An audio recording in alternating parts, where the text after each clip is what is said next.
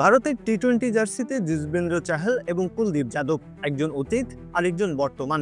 তবে প্রথম ৪১ ম্যাচের তুলনায় দুজনের মধ্যে কে সেরা তা নিয়েই থাকছে আজকের আলোচনা। সম্প্রতি আরব আমিরাতের বিপক্ষে ৪১তম ম্যাচ খেলে ফেলেছেন কুলদীপ, যেখানে ২.১ ওভার হাত ঘুরিয়ে ৭ রান দিয়ে তুলে নিয়েছেন ৪ উইকেট। সেই সাথে টি-20 ক্যারিয়ারে এখন ৭৩ উইকেটের মালিক তিনি। বোলিং গড় ১৩.৩৯। অন্যদিকে প্রথম ৪১ ম্যাচে চাহালের উইকেট সংখ্যা ছিল মাত্র ৫৫, বোলিং গড় ২৩.৮৩। স্পষ্টভাবেই দেখা যায় কুলদীপ তুলনায় অনেক বেশি উইকেট নিয়েছেন, সেটাও আবার কম রান খরচায়। ইকোনমি রেটেও কুলদীপ চাহালের চেয়ে এগিয়ে। ৪১ ম্যাচে তার ইকোনমি ৬.৭২, যেখানে চাহালের ৮.২১।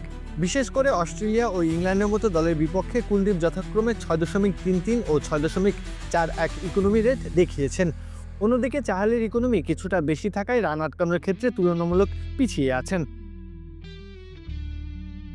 রুচি চানাচুর অরিজিনাল মিক্স, চানাচুরের আসল স্বাদ।